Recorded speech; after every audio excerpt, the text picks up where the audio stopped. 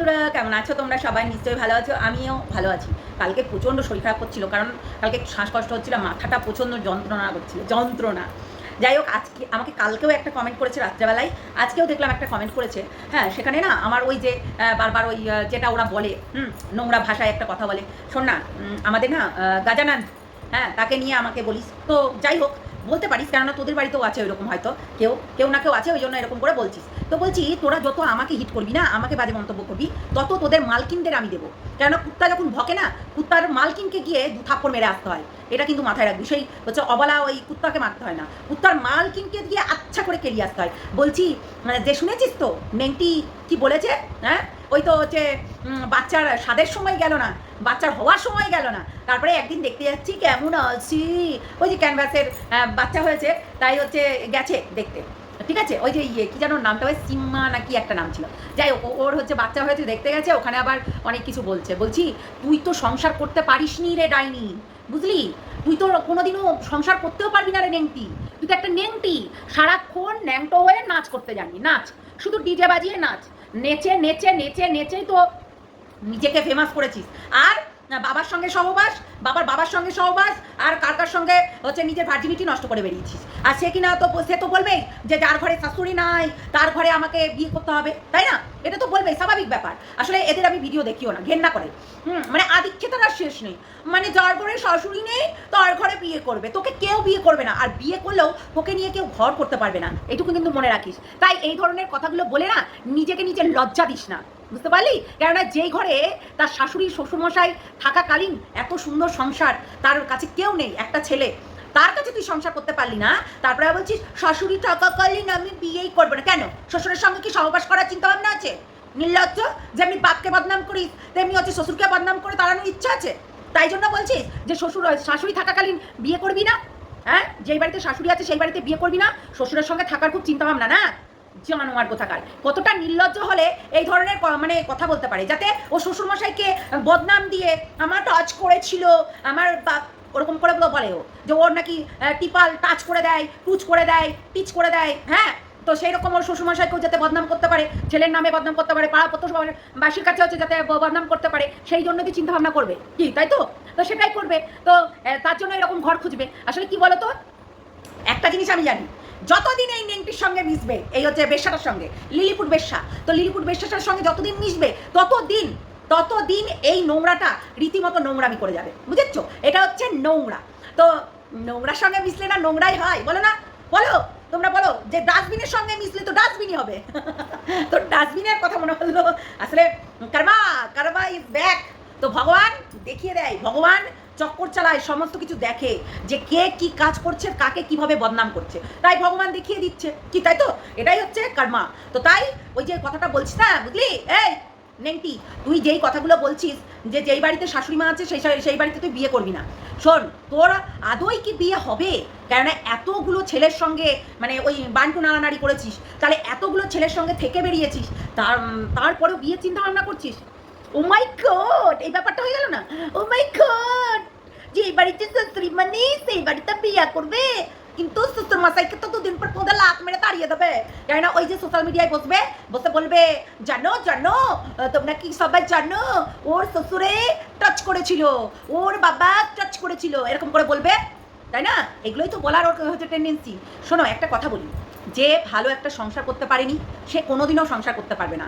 যার কাজই হচ্ছে হাজারো ছেলের সঙ্গে শোয়া বসা করা আর তাদের বান্টু চেক করে দেখা, সে কোনোদিনও সংসার করতে পারবে না। যে যতই বলুক না কেন যে শ্বশুর না থাকলে, এই শাশুড়ি না থাকলে সেই বাড়িতে বিয়ে করবে, কোনোদিনও করতে পারবে না।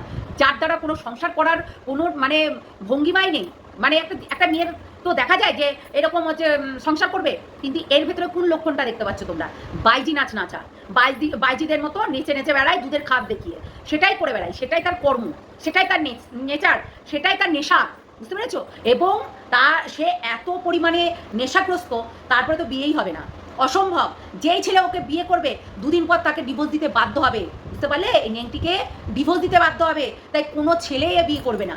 দেখো, এত ছেলে দেখাশোনা করে ওর, এই যে প্রীতম থাকাকালীন মানে চিঙ্কি মসি এবং টিপ্পাল কাকু রীতিমতো অনেক ছেলে দেখেছিল, অনেক। প্রীতম থাকাকালীন অনেক ছেলে দেখেছিল। হ্যাঁ, এক একজন তো মানে বিশাল হচ্ছে বড় লোক, হ্যাঁ, হোটেল আছে, বাড়ি আছে, এই আছে, গাড়ি আছে, সব কিছু আছে, তারপরেও তাদের সঙ্গে বিয়ে করেনি। আর একটা ছিল ওর মতনই হাইটে, মানে বলেছিল নাটা, তার সঙ্গে বিয়ে করেনি। কার নাকি নাকটা একটু ধ্যাবড়া, তার সঙ্গেও বিয়ে করেনি। এইরকম অনেকগুলো দেখেছিল, বুঝলে, অনেকগুলো। কিন্তু এক একটা মানুষ একেই রিজেক্ট করেছে, এর প্রোফাইল চেক করে একেই রিজেক্ট করেছে। এটা কিন্তু মনে রাখবে, যে ভাবছো যে 10টাকে ও রিজেক্ট করলো, আরও 5 জন একে রিজেক্ট করেছে। কেননা এ ওই দুধের খাঁজ দেখিয়ে বেড়ায়, যেটা একেবারে নোংরামি যাকে বলে। শুধু দুধের খাঁজ নয়, ও ভি পোর্শনটুকুও দেখায়, ঠিক আছে, যেটা দেখানোর না সে তার ও জনাঙ্গ সূত্রে দেখিয়ে দেয়। তো তাই বলছি, কোনোদিনও সংসার করতে পারবে না। যে বাড়িতেই যাক না কেন, তার বাড়িতেই তার বাপকে বদনাম করবে, তার ফ্যামিলিকে বদনাম করবে, এবং সেই ছেলে জ্বলে পুড়ে মরে যাবে, বুঝতে পারলে? তা কোনোদিনও এর নেচারটা ঠিক করবে না, এটা কিন্তু মাথায় রাখবে। যেই বাড়িতে যার মার অবৈধভাবে একটা বিয়ে করেছিল, তার বাবা থাকাকালীন, তার মায়ের নেচারটাও একটু দেখতে হবে, ঠিক আছে? তার মায়ের নেচারটাও যে একবারে সুশ্রী তা নয়, কিন্তু তার মায়ের নেচারটাও কিন্তু খারাপ। তো তার মা যদিও বা 10খানা 5খানা ছেড়ে দিয়েছে, একটাকে ধরেছে, তাও আবার হচ্ছে বাচ্চা কাচ্চা হবে না। অনেকেই তোমরা বলেছিলে যে চিঙ্কি মাসির কেন বাচ্চা হয়নি, পরে দ্বিতীয়বার বিয়ে করা। ও সেলাই করা অবস্থায় বিয়ে করেছিল, মানে এদের দুটো যেটা নিয়ে ভগবান এদেরকে মানে ছেড়ে দেয়নি, যাই হোক বাদ দাও, হ্যাঁ, যার যেটা কর্ম সে সেটা ফল পায়। তো হচ্ছে ছেলে দেয়নি, মেয়ে দিয়েছিল। আর যদিও বা হচ্ছে এর কাছে এসে ওই সেলাই অবস্থায় এসেছিল, যার কারণে কোনো বংশবিস্তার হয়নি, ঠিক আছে? তাহলে সেলাই করা অবস্থায় যদি কেউ আসে, তাহলে কি করে বিস্তার হবে বলো তোমরাই? তাহলে এটাই হচ্ছে মেন কারণ। আর শোন, আমার কমেন্ট বক্সে যারা গালাগালি করে যাচ্ছিস তাদেরকে বলছি, শোন, তোরা যত গালাগালি করবি, বলবি না ফুটবে ফাটবে বাড়ির মালিক বসবে, হ্যাঁ, তোর বাড়ির মালিককে বোঝাবো, ফুটবে ফাটবে আর বাড়ির মালিককে বুঝিয়ে দেবো, বুঝতে পারলি? কেননা তোর কাজই হচ্ছে এই ধরনের নোংরামি করা, এই ধরনের কথাবার্তাগুলো বলে যাওয়া। যে নোংরামি করছে তাদের সাথ কেন দিচ্ছিস, কেন বলছিস না? তাদেরকে তো বলা উচিত, যারা নোংরামি করছে আর তাদের সাথ দিচ্ছিস তোরা, নেংটিদের সাথ দিয়ে আমাদেরকে বাজে কথা বলিস। কতটা নোংরা হলে এই ধরনের কথাগুলো বলতে পারিস? তো যাই হোক বন্ধুরা, চলো টাটা, সবাই ভালো থেকো, সুস্থ থেকো, সাবধানে থেকো। কালকে ভিডিও দিতে পারিনি, অনেক কারণ ছিল, তার জন্য একটা মাসি শাশুড়ি মারা গেছেন, তার জন্য আর কি কয়েকদিন খুব খারাপ লাগছিল যে মানুষটা মারা গেল। তারপরেও কিন্তু আমি লাইভে এসেছিলাম অনেক দিন পর। মা গেছেন আজকে কাজ, ঠিক আছে? তাই হচ্ছে আমার মাসির শাশুড়ি, মানে আমার মায়ের বোন, তাই সে মারা গেছে, তাই মা গেছেন সেখানে কাজ দেখতে। আমরা যাইনি, কারণ আমার তো বাড়ি দেখতে হবে, তাই না? তো যাই হোক, চলো সবাই ভালো থেকো, সুস্থ থেকো, সাবধানে থেকো। কার কখন সময় আসে কেউ বলতে পারে না। ভালো মানুষ থাকতে গিয়েও মরে যাই, কেমন করে কে জানে। যাই হোক, আমার শাশুড়ি মার মানে মাসির শাশুড়ির ছিল, সুগার ছিল, প্রচণ্ড হাই সুগার হয়ে গেছিলো। উনি না একটু মানবীজটা কম করতেন, যেমন ধরো মিষ্টি খাওয়া, এ খাওয়া, ও খাওয়া, এইগুলো কিন্তু মানবীজটা কম করতেন, আলু খাওয়া। তো পরবর্তীকালে গিয়ে এতটাই বেড়ে যায় যে তাকে ইনসুলিন নিতে হয়, এবং ঠিকঠাকভাবে মনে হয় ইনসুলিনটাও নিচ্ছিল না, যার কারণে মারা গেছে। হ্যাঁ, তারপরে বলে দিই, দুটো কিডনি নষ্ট হয়ে গেছিলো, প্রায় চোখ দুটো প্রায় মানে নষ্ট হয়ে গেছিলো, মানে মোটামুটি নষ্ট হয়ে গেছিলো, হালকা হালকা দেখতে পাচ্ছিলো। কিন্তু এই শাশুড়ি মা কিছুদিন আগেই কিন্তু ঘুরে গেল আমাদের কাছ থেকে। কিছুদিন আগেই আমার কাছ থেকে ঘুরে গেল। আমি রান্নাবান্না করে খাইয়ে দাইয়ে পাঠালাম, এবং মাকে নিয়ে গেল, এবং আমি বললাম যে মাকে কিন্তু একা ছাড়বেন না, মাও আবার হচ্ছে হারিয়ে যাবে, তাই জন্য বারবার করে বলে দিলাম যে একা ছাড়বেন না, কোথাও আবার নিয়ে যাবেন না, এরকম করে কত কিছু বলে দিলাম। দেখো, যেটা ভাই কর্তব্য আমার, সেটা করবোই। কেননা বাড়ির মানুষ যদি এখন হারিয়ে যায়, নিয়ে গেল ঠিক আছে, কিন্তু ওই যে বাসে যদি না উঠিয়ে দেয়, তখন হারিয়ে যায়। কেননা এখন ধরো বয়স হয়েছে, মানুষের দিমাগ অন্যরকম হতেই পারে। তো তার জন্য আর কি আমি আবার বলে দিলাম যে বাসে উঠিয়ে দিবেন, এরকম নিয়ে করবেন, বলে টলে দিলাম। এটা আমার কর্তব্য, আমি সেই কর্তব্যটা থেকে কোনোদিনও মুক্তি পাবো না যতদিন না মরছি, কি তাই তো? তো যাই হোক, চলো টাটা, সবাই ভালো থেকো, সুস্থ থেকো, সাবধানে থেকো। অবশ্যই নেংটিদেরকে দেখে রেখো, তোমরা না দেখলে হবে। নেংটিরা ন্যাংটামি করবে, ভিখারিপানা করবে, ভাই অ্যাটেনশন এরাই নিতে এসেছিল, আমি নিতে যাইনি। আনমোলের সঙ্গে খুব ঘনিষ্ঠ দেখাচ্ছিল, ঘনিষ্ঠতা। বাবা কোথায় গেল ঘনিষ্ঠ? হ্যাঁ, ঘনিষ্ঠ নেই, তখন আর ফিনিশ হয়ে গেল। দুদিন পর হুলুলুলুলু করে ব্যাস ফিনিশ, এই হুলুলুলুলু করে শেষ, ব্যাস হয়ে গেল চুষি শেষ, চলো ফুটো। এরকম যেই মেয়ে কারোর সঙ্গে সংসার করতে, সেই মেয়ে কোনোদিনও কারোর সঙ্গে সংসার করতে পারবে না দুদিনের বেশি, কেননা ও এক জায়গায় সীমিত থাকতে পারে না। ওর কাজই হচ্ছে চারিদিকে দৌড়ে বেড়ানো, চারিদিকে লক্ষ্য রাখা, বুঝলে? তাই চারিদিকে ছেলেপিলেগুলোকে ওর ভালো লাগে। তোমার বর থাকাকালীন আর একটা ছেলের সঙ্গে লাইন মারতো, আবার সেই ছেলে থাকাকালীন আর একটা ছেলের সঙ্গে লাইন মারতো।